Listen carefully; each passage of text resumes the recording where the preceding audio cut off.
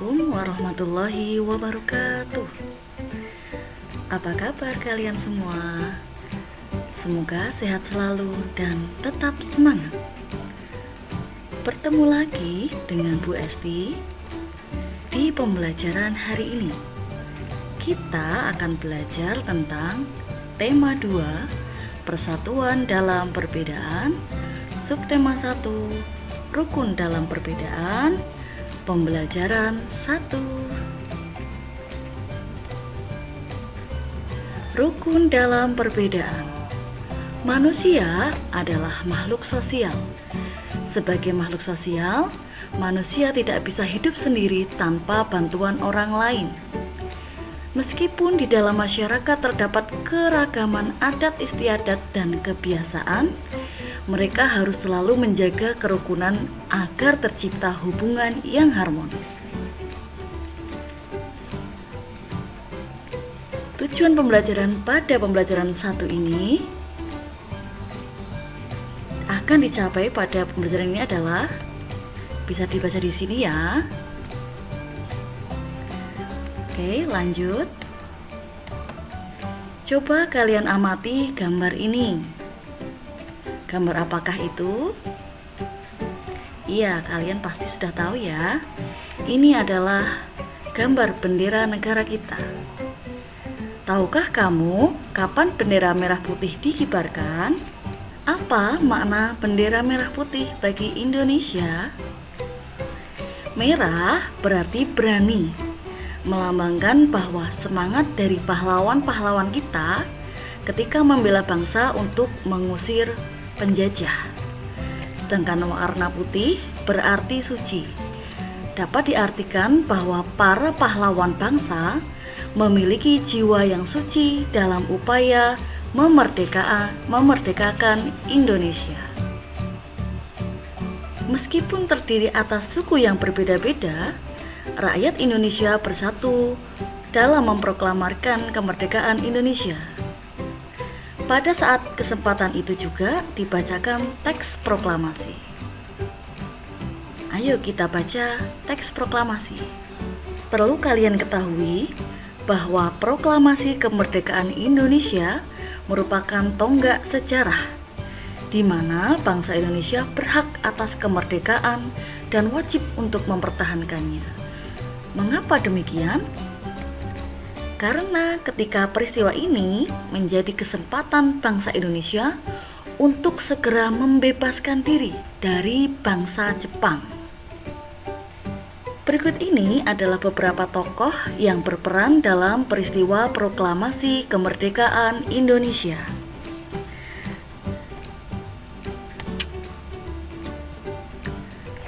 Ada tokoh Soekarno-Hatta, merupakan perumus teks proklamasi sekaligus proklamator. Anak-anak, ayo kita membaca sejarah tentang teks proklamasi berikut ini.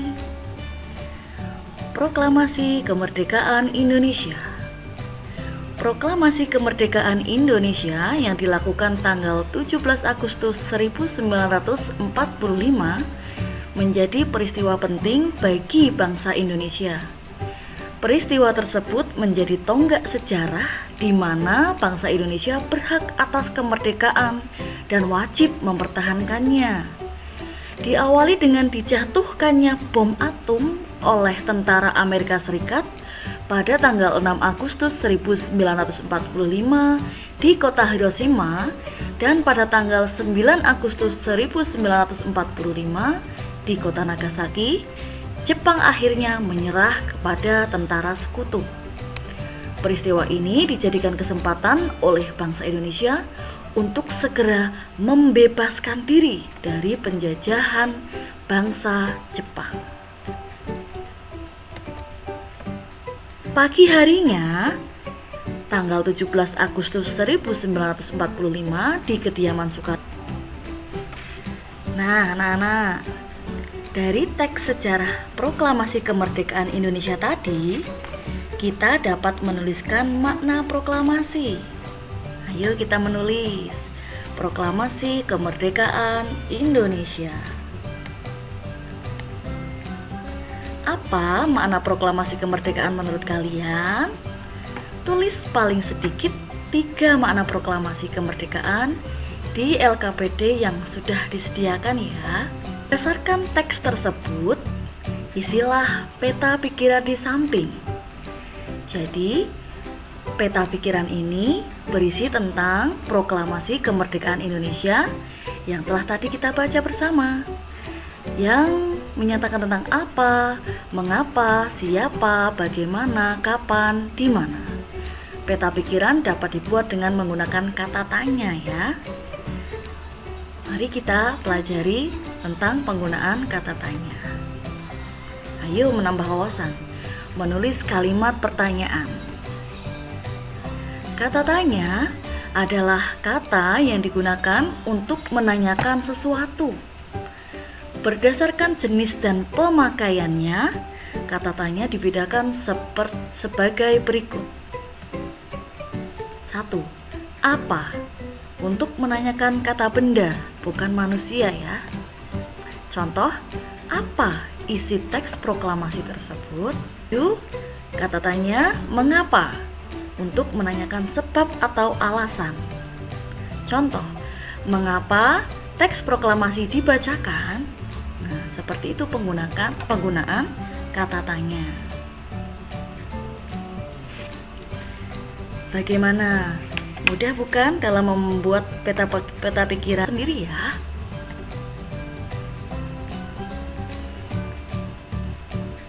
Jangan lupa dikerjakan di LKPD yang sudah disediakan. Semangat! Ayo bermain tebak-tebakan. Di sini ada peribahasa, di mana bumi dipijak, di sana langit dijunjung. Apakah arti peribahasa tersebut? Artinya, apabila kita berada di tempat yang baru, maka kita perlu menyesuaikan diri dengan keadaan setempat agar kita bisa diterima dan hidup berdampingan dengan damai. Hal ini juga berlaku pada tumbuhan. Agar keberlangsungan hidupnya terjamin, maka tumbuhan tersebut harus mampu melakukan adaptasi sesuai dengan kondisi lingkungannya. Tanaman kaktus memiliki ciri-ciri, yaitu daun berbentuk seperti duri. Mengapa daun berbentuk seperti duri? Karena kaktus dapat mampu bertahan hidup di tempat yang kering, sehingga daun berbentuk duri tersebut digunakan agar mengurangi proses penguapan. Kemudian, kaktus memiliki batang menggembung, berfungsi sebagai tempat menyimpan cadangan, makanan, dan air. Kaktus juga memiliki akar yang panjang. Adaptasi tumbuhan seperti kaktus ini dinamakan xerofit, yaitu adaptasi tumbuhan di lingkungan kering. Tanaman yang kedua, kita lihat bersama, amati bersama pada tanaman bakau.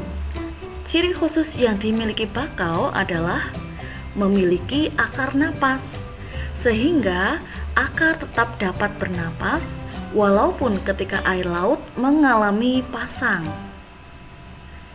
Adaptasi tumbuhan di lingkungan berkadar garam tinggi seperti tanaman bakau ini dinamakan halofit.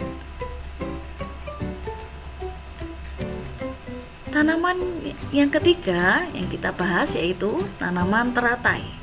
Amati gambar teratai berikut. Ciri khusus yang dimiliki teratai adalah memiliki daun yang lebar dan tipis. Buat apa? Tipis itu biar dia bisa mengapung di air. Lebarnya agar dia dapat memperbesar proses penguapan. Tanaman teratai juga memiliki batang berongga.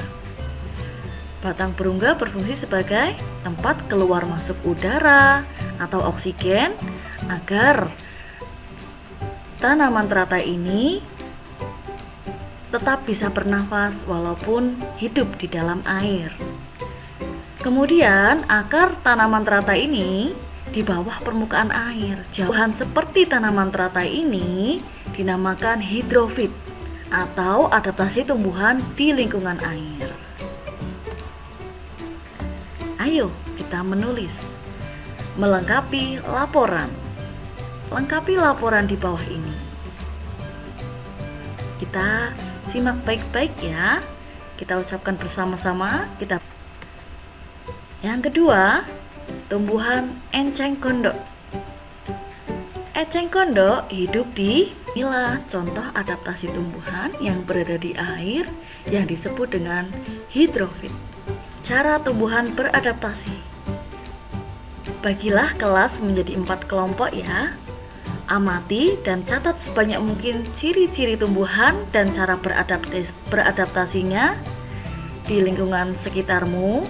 Lalu diskusikan, presentasikan hasil diskusi kalian di depan kelas ya. Nah, seperti tumbuhan, manusia juga memiliki cara yang berbeda untuk beradaptasi.